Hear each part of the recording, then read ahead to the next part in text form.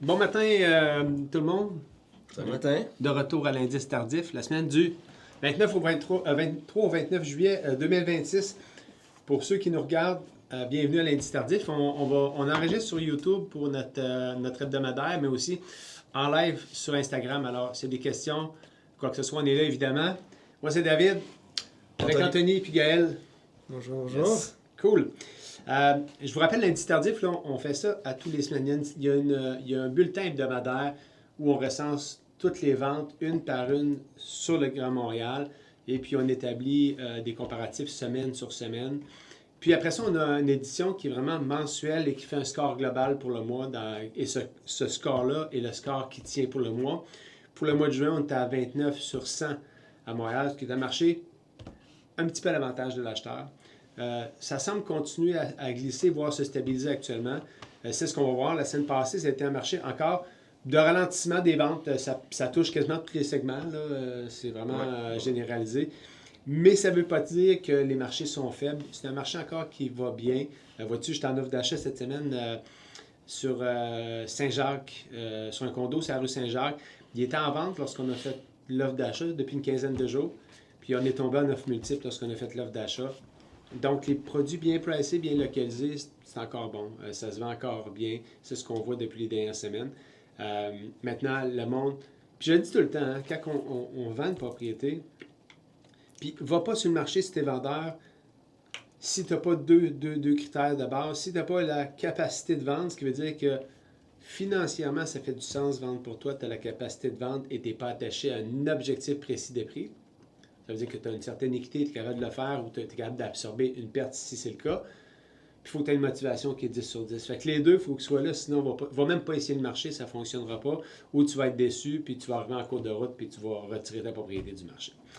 Je vais te laisser commencer avec le marché du condo, Anthony, cette semaine. Absolument, petite baisse des ventes de 23% par rapport à l'année dernière. On est clairement aussi sur un marché à l'avantage des acheteurs. Il y a beaucoup d'inventaire, notamment dans Ville-Marie. Donc, puis je le ressens moi personnellement aussi sur le terrain avec mes propriétés que je suis en train de mettre en vente. Les gens prennent leur temps en ce moment, c'est dingue. Genre, ça fait 2 semaines que j'ai mis un condo sur le marché. J'ai beaucoup d'intérêt sur une propriété. Je pense qu'il y a 4 courtiers qui me disent ah, garde-moi en mode collaboration. Mes acheteurs, c'est les premiers acheteurs, ils prennent leur temps et ils veulent magasiner ce qui se passe un peu, faire le tour de l'inventaire parce qu'ils ne se sentent pas dans un rush absolu, malgré que mon condo sur Saint-Germain soit hyper bien placé, bien pricé. Les gens prennent leur temps, donc ça résume bien en ce moment, je pense, le marché, toutes catégories confondues, honnêtement. Pour aller rapidement dans les chiffres, cette semaine, 135 condos vendus versus 175 à la même période l'année dernière. 242 nouvelles inscriptions avec un SNLR de 56%. C'est le ratio vente sur nouvelle inscription. En clair, pour chaque tranche de 100 nouvelles inscriptions, il y en a 56 qui se vendent et le reste s'expire et ne se vendent pas. Donc ça confirme bien ce qu'on dit par rapport au condo. Le marché est intransigeant en ce moment, puis je pense que vous pouvez me le confirmer, messieurs. Ouais, vraiment. Le marché ne pardonne pas, mais c'est drôle parce que puisqu'il ne pardonne pas, ceux qui rentrent sur le marché de façon compétitive, dans une normalité du marché, là, un marché équilibré, puis ils se positionnent vis-à-vis. Puis tu sais, je le dis tout le temps au monde, le monde pense, il faut faire une distinction qui est claire entre le prix d'affichage et le prix vendu. Lorsque tu rencontres des clients, là, il n'y a pas personne, pas un courtier qui peut dire, puis même si on ferait un pool, là, tout le monde ensemble, il n'y a pas personne qui va dire ça va se vendre tant. C'est le marché qui va décider. Je pense que le courtier doit changer son discours par rapport à ça et extrêmement bien expliquer aux clients que quand tu inscris une propriété sur le marché, c'est une hypothèse de mise en marché. C'est un positionnement pour offrir, faire une offre sur le marché, puis ultimement, attirer des gens. Mais si tu es pour promettre quelque chose que tu ne peux pas livrer, c'est là le danger. Parce que là, il y a tout le temps un disconnect dans ce que le vendeur s'attend, puis ce que tu vas livrer en bout de ligne aussi. Là. Exactement. Moi, j'ai rencontré des clients qui avaient rénové leur condo, puis ils étaient en train d'hésiter entre vendre et louer. Et j'ai regardé les chiffres qu'ils voulaient, j'ai regardé le marché, je leur ai dit, écoutez, monsieur Lucas, ça va être mieux si vous voulez exceptionnellement avoir ce prix-là dans vos poches. Ça va être mieux de le louer. De toute façon, vos enfants, ils partent de Québec à venir ici pour les études dans 2 ans.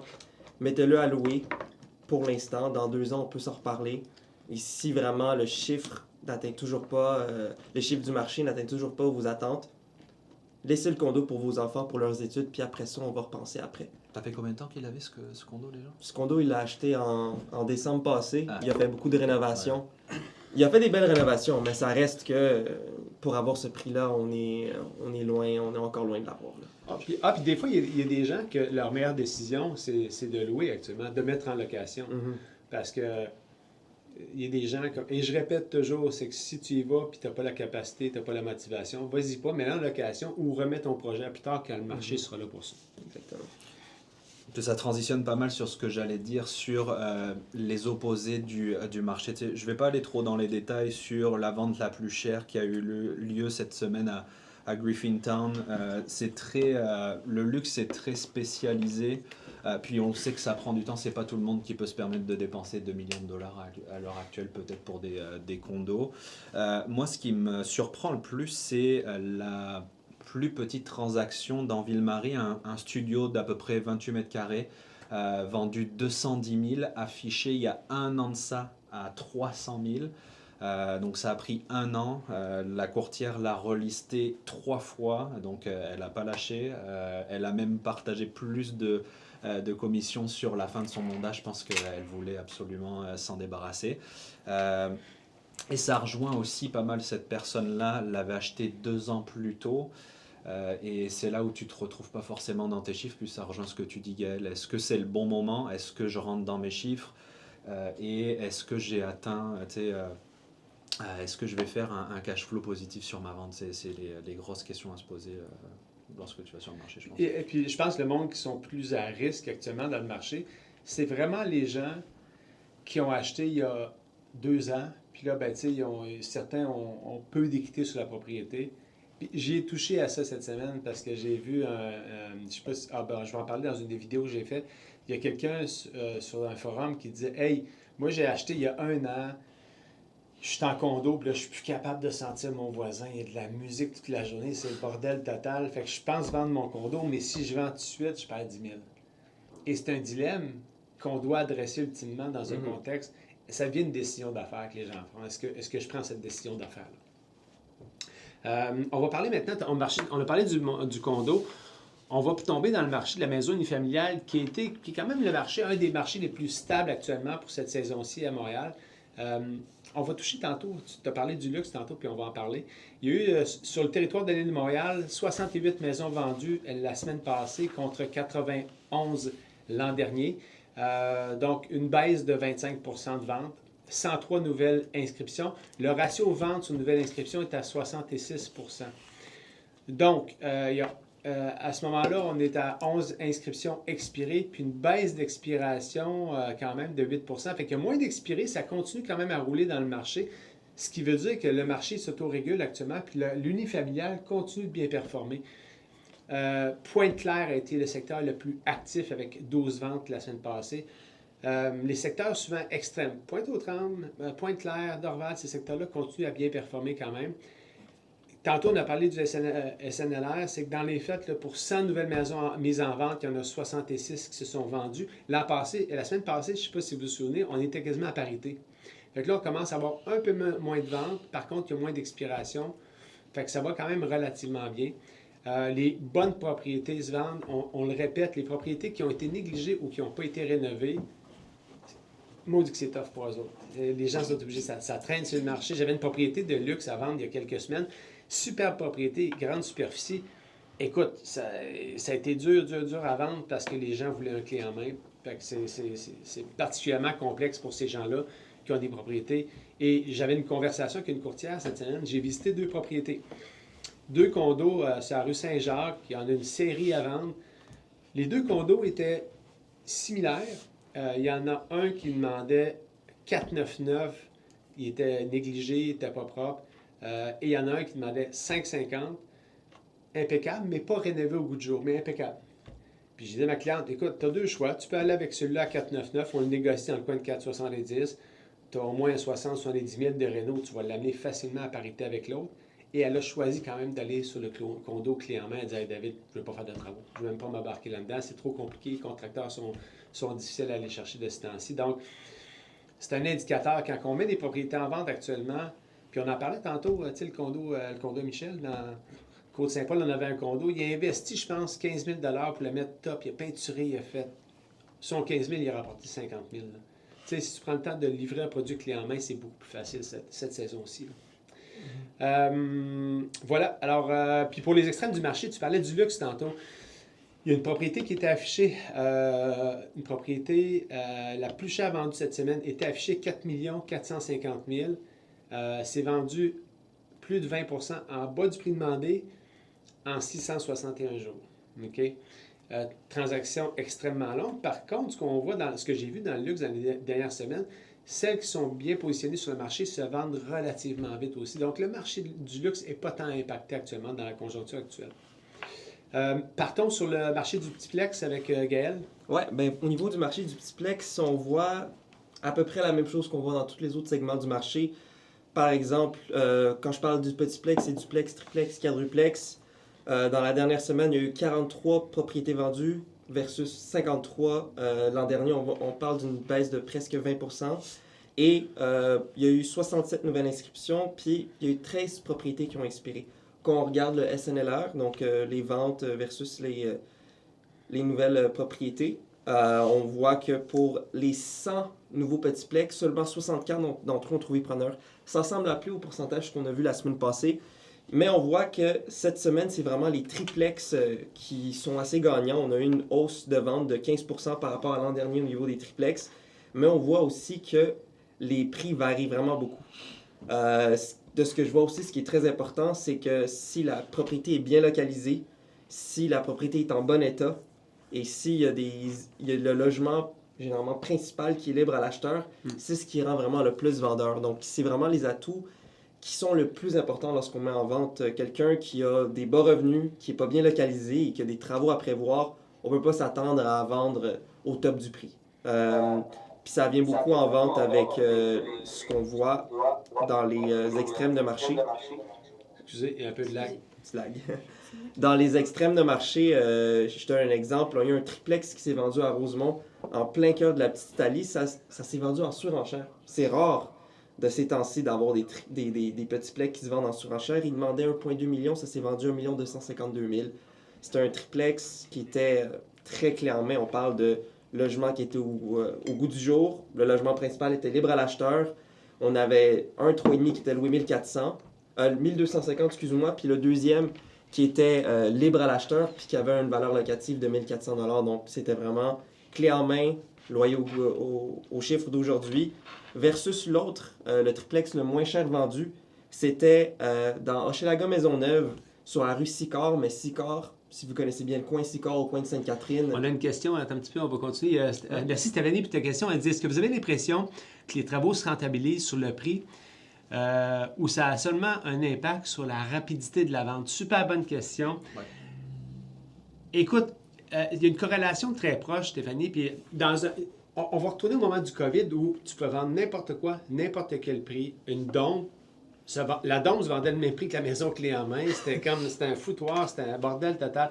Aujourd'hui, c'est drôle, j'ai eu la conversation avec une courtière hier, elle m'a appelé parce que j'avais visité deux propriétés similaires, dont une n'était pas clé en main. Je dis, écoute, je vais te donner un conseil. Il dit à ton client d'investir 30-40 000, mets-la clé en main, il va récupérer le double sur son investissement. Avant, je n'aurais pas dit ça, mais maintenant, il y a une précision à avoir au niveau stratégique et prix. Et tu dois absolument, dans mon livre à moi, ne va pas sacrifier ta vente parce que tu ne vas pas mettre un 15-20 000 dedans. Investis-le, mets-le.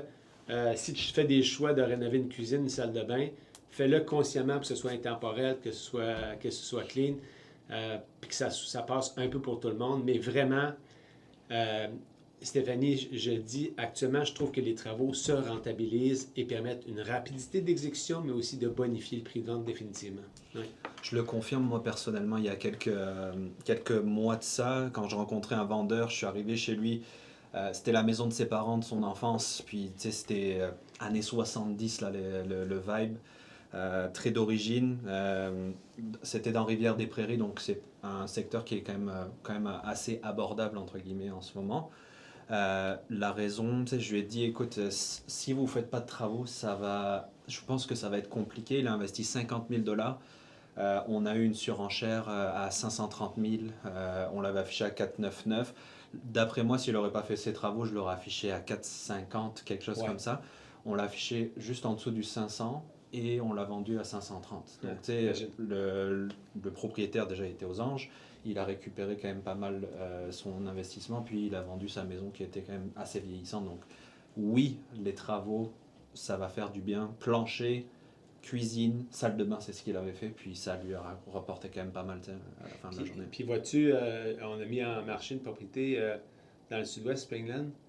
Puis, tu sais, c'est une maison qui avait été habitée, une famille et tout ça. En peinture puis en staging, ça a peut-être coûté un 1500, 2000. La propriété a juste été bien inscrite, pas sous-inscrite, valeur du marché. Puis parce qu'elle était clé en main, puis les gens disaient, hey, j'arrive avec mes meubles. Prix affiché 599, vendu au-dessus de 700. Puis tu sais, c'était comme. Et c'est le marché qui décide. Tu sais, fait qu'ultimement, les gens recherchent du clé en main. Ils veulent quelque chose qui est clean, qui apporte leurs meubles et tout ça. De moins en moins, les gens cherchent des projets de rénovation. Puis c'est drôle, hier, j'évaluais une propriété, puis j'étais sur un duplex, puis le propriétaire, il me montrait la propriété d'en face. Il disait, il y a des investisseurs qui ont acheté cette propriété-là récemment pour le flipper. Ils l'ont rénové de A à Z. Puis ils ont tellement rénové que c'est devenu un flop. Maintenant, ils sont obligés de la louer parce qu'ils n'ont pas été à de la vente. Fait qu'il y a un danger actuellement de tomber dans le flip puis de vouloir aller chercher une plus-value sur de rénovation pour le faire. Mais si tu le fais pour une commodité pour vendre, tu vas bien le faire. Absolument. Maintenant, on va tomber dans rapidement, là, parce qu'après ça, on va parler de Québec solidaire avec leur plan de match par rapport à plafonner la rétribution des courtiers. C'est de ça que je vais parler après. Maintenant, au niveau des multilogements, 5 logements et plus, c'était relativement correct. Le 6 ventes la semaine passée contre 8 l'an passé. On a une baisse de 25% des ventes, mais sur un petit chiffre comme ça n'a vraiment pas beaucoup d'impact. Je rappelle que la vraie boussole, ça va être le 2 août quand notre indice mensuel va sortir. Je répète, notre indice mensuel répertorie, cartographie toutes les ventes du Grand Montréal avec une cinquantaine de champs. Et je le précise, ce n'est pas de l'intelligence artificielle, c'est mappé. Chaque vente, on a un taux d'erreur de 1%, donc c'est extrêmement précis. Et on va établir quel est le score mensuel pour voir est-ce qu'on est dans un marché d'acheteurs, vendeurs ou équilibré. On est sur un SNLR là, de 40% pour le multilogement. 4 inscriptions expirées, 2 fois plus que l'an passé, mais encore là, c'est tellement un petit chiffre que ça n'a pas d'incidence nécessairement. Le MRB, on est à 16,98. On est pas mal stable depuis quelques semaines. C'est tout le temps ça, puis on est encore à 230 000 la porte en moyenne pour le multilogement. Donc, multilogement est assez stable. Par contre, les gens... le début d'année avait été extrêmement dynamique. Le monde, on était retombé un peu dans une dynamique où les gens ne regardaient pas les ratios. On vient de retomber dans une dynamique où les gens sont beaucoup plus précis. Regardent les ratios, regardent si ça fait du sens, sinon ça dort sur le marché. Absolument. Fait que vraiment, c'est... le marché immobilier ne s'effondre pas. Il devient beaucoup plus sélectif actuellement, c'est sûr. Puis, comme on dit, bien situé, bien entretenu. Il y a une dynamique à Montréal, là. Tout ce qui est à moins de 8 minutes à pied d'un métro, tu es tout le temps gagnant. Si tu as une propriété qui est là, qui est bien inscrite, qui est bien positionnée, tu as tout le temps un blue chip dans le marché, tu as quelque chose qui est ligne, qui va se vendre bien. Mais encore là, il faut faire attention, les gens, on n'achète jamais de l'immobilier dans une optique de 1 an, on l'achète tout le temps sur du 5 ans, quant à moi, parce qu'il faut que tu capitalises un peu dessus. Fait que les gens qui ont décidé d'acheter puis revendre l'année d'après ou 2 ans plus tard, on est dans une dynamique qu'il faut faire attention, il faut être prudent parce qu'il n'y a pas d'argent à faire comme dans le COVID. Moi, j'ai acheté mon premier immeuble, je pense que c'était 2006, non, un petit peu avant ça. J'ai payé ça 137 500, un triplex sur Fouché avec Maxime. On faisait notre jogging, on est passé en avant, cogne à la porte, on n'a pas une scène dans nos poches. On achète ça 137 500, on emprunte 10 000 à notre père. Et 1 an plus tard, 9 mois plus tard, on leur vendait 225 000. On avait juste peinturé. Fait que là, j'ai réalisé que l'immobilier, c'était intéressant. Mais c'était une période qui était différente. Les prix montaient de façon steady, constant. On était sur du 7-8% par année. On va retomber dans quelque chose de beaucoup plus modéré maintenant. Fait que voilà, alors c'était ça pour l'indice tardif. N'hésitez pas à aller visiter la page de l'indice tardif. On a les bulletins hebdomadaires. C'est vraiment utile pour les courtiers, pour le consommateur. Puis on a l'édition mensuelle qui va être le score, qui va être fixé pour le mois de juillet, qui va sortir le 2 août. Alors voilà, maintenant on va parler de la rétribution des courtiers. C'est des courtiers qui écoutent en live. N'hésitez pas à intervenir. Vous le savez tous, Québec solidaire propose de plafonner la rétribution des courtiers à un pourcentage du prix affiché de la propriété plutôt que de le calculer sur le prix vendu. Ils veulent éliminer l'incitatif financier qui pousse à alimenter la surchauffe lors de surenchères. Leur question est valable au niveau de la rétribution dans le sens que, et c'est tout le temps la même chose, là, puis leur annonce, vous savez que le gouvernement, en tout cas les partis politiques ne sont pas pires. Ils sont clickbait. Là, ce qui est arrivé, c'est qu'ils ont vu un courtier sortir l'histoire du 1,25. Ils ont sauté là-dessus, puis ils ont dit « Hey, nous autres aussi, on embarque dans le bandwagon, puis on va faire du capital politique là-dessus, puis on va proposer de plafonner la rétribution des courtiers. » Dans un marché qui est déjà autorégulé, et là, je vais mettre, pour ceux qui écoutent, je vais mettre ça en contexte. Vous le savez tous, c'est déjà un marché libre. Les gens, le courtier peut charger ce qu'il veut, et ça, je ne vais pas attaquer ce principe-là, parce que ce principe-là est valable pour le consommateur et pour le courtier immobilier qui a le droit de choisir son modèle d'affaires. Je le répète, j'ai débuté dans un contexte comme ça alors que j'étais chez Proprio Direct. Ça a été une excellente expérience pour moi, super formation. Le niveau de service, le niveau des courtiers n'est pas relié à l'agence ni à la bannière. Ceci étant dit, Québec solidaire ont décidé de toucher à quelque chose pour se faire du capital politique parce qu'il n'y a aucune chance qu'ils puissent toucher à ça. Il ne faut pas oublier une chose, c'est que Québec solidaire, je pense qu'ils ont 11 sièges actuellement à l'Assemblée nationale. Ils ont un pouvoir quand même toutefois très limité. Ça a été une opportunité pour eux autres de sortir là-dessus parce qu'il y avait une polémique qui se créait autour de ça. Maintenant, on touche au volet commission. Selon les études, quel est le pourcentage de la population qui base sa décision de son choix de courtier, qui fait sa base principale sur les honoraires? Ça, c'est des études qui ont été faites. C'est quoi, moins de 20%, je pense. Merci. Il y a moins de 20% de la population qui fait son choix, son pilier principal décisionnel, sur la commission du courtier. Fait qu'il y a 80% des gens que ça n'a pas d'incidence, qui se disent, ben, ça ne sera pas mon choix principal, je ne vais pas chercher le moins cher. Quel est le pourcentage des gens qui vendent par eux-mêmes au Québec actuellement? 4, 3. 4, 5, quelque chose. C'est pas clair. Ils disent que c'est entre 8 et 15%. On va dire 10%. On va dire 10% des gens qui vendent par eux-mêmes. OK?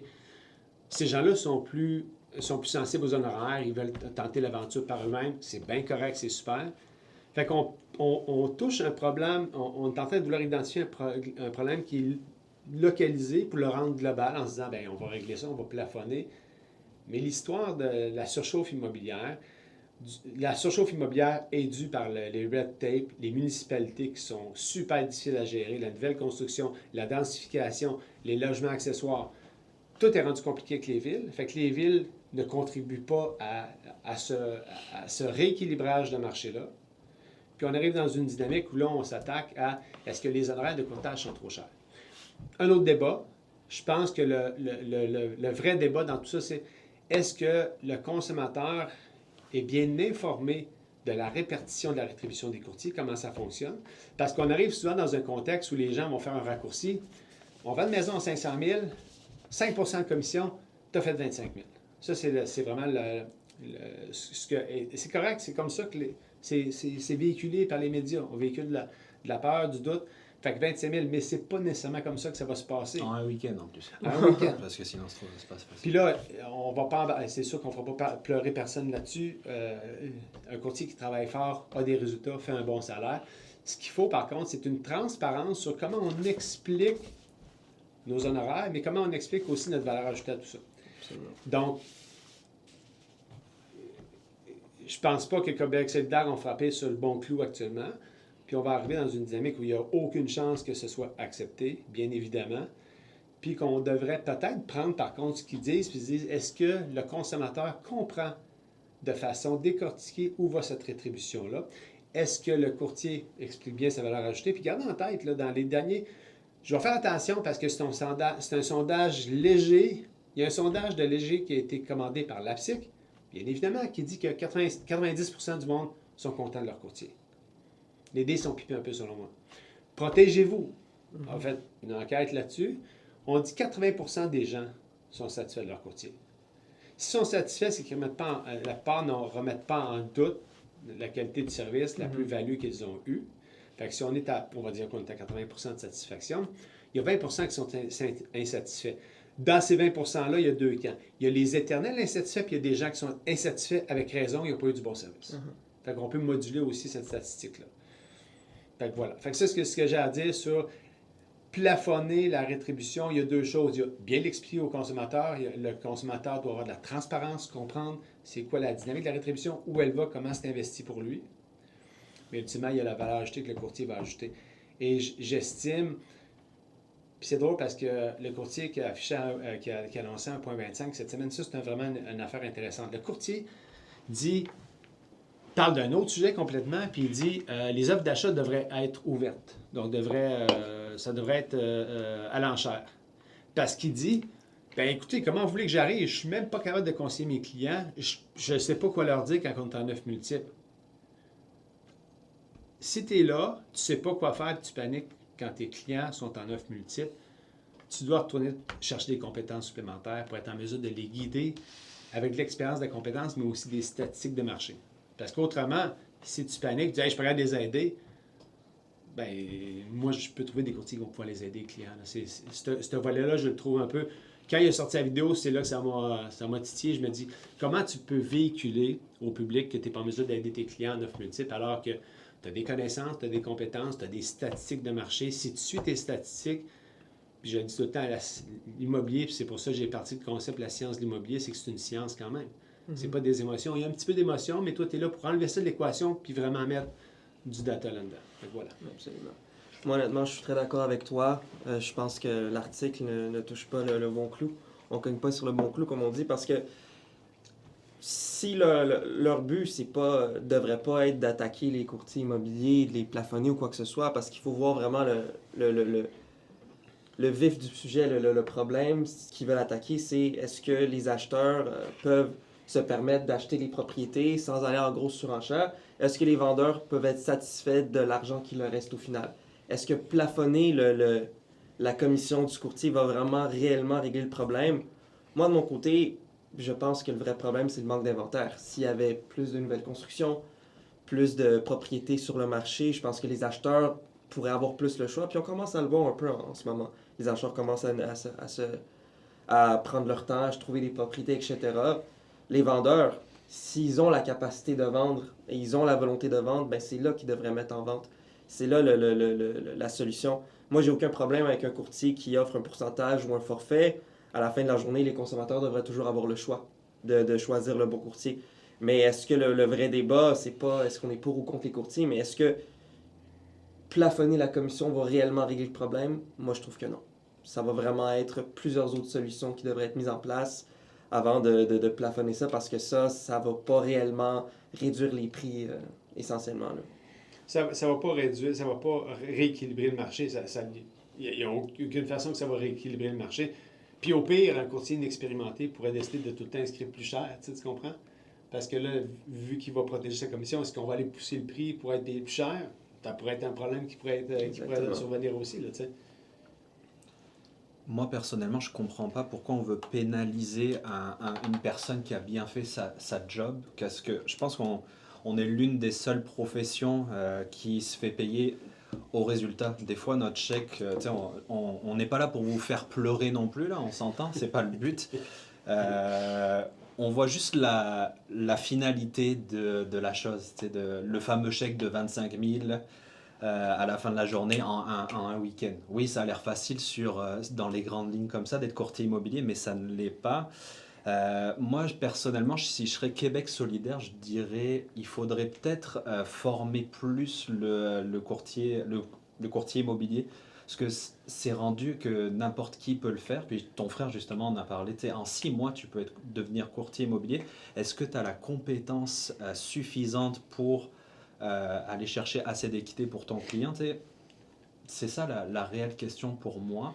Euh, Aussi, plafonner quelqu'un, on est quand même dans le domaine privé, c'est pas dans le domaine public. Tu fais ce que tu veux. Le courtier qui charge 1,25 versus le gars qui charge 6%, ben c'est une liberté de marché pour sa commission, d'une part. Moi, je proposerais peut-être qu'on plafonnerait les élus locaux, notamment Saclic, Northvolt. Et les gars, il y a le TGV qui s'en vient, donc on va bientôt sortir l'argent du contribuable.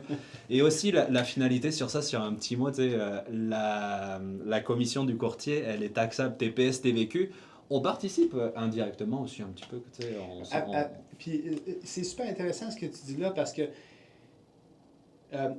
on parle pas juste du courtage immobilier, mais un des plus gros moteurs de l'économie canadienne est le domaine immobilier. Okay? Puis souvent, on oublie, puis là, ça touche pas le fait que tu sois courtier ou non, qui vendent avec des courtiers ou non, mais le fait que les transactions immobilières se passent dans le marché.